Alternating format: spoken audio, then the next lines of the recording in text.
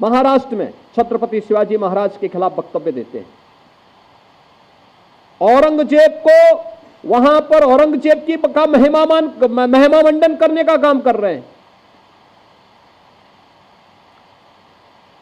आपको याद होगा 3 वर्ष पहले जब हम लोग प्रदेश के अंदर रन फॉर यूनिटी के रूप में लौह पुरुष सरदार वल्लभ भाई पटेल के जन्मदिन के कार्यक्रम के साथ जुटे हुए थे, तो समाजवादी पार्टी उस दिन भारत के तोड़क जिन्ना का महिमा मंडन समाजवादी पार्टी के मुखिया कर रहे थे।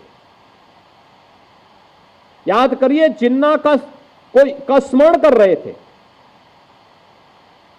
और जब भारत के अंदर भारत के किसी महापुरुष को सम्मान देने की बात आती है तो ये लोग कोई ना कोई ऐसा प्रोपेगेंडा अपनाएंगे जिससे समाज को आपस में बांटने का काम किया जा सके।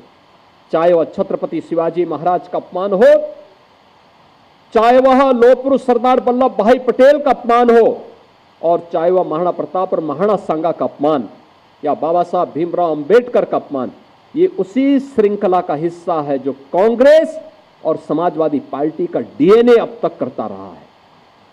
ये लगातार इस षड्यंत्र के हिस्से रहे हैं।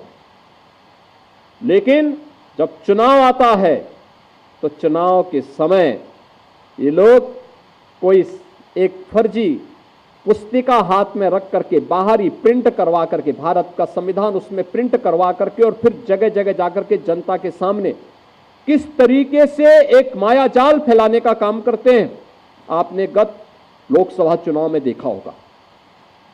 किस किस प्रकार के वक्तव्य इन्होंने दिए, कैसे कैसी बातें इन्होंने उस समय कही, ये किसी से छुपा हुआ नहीं है।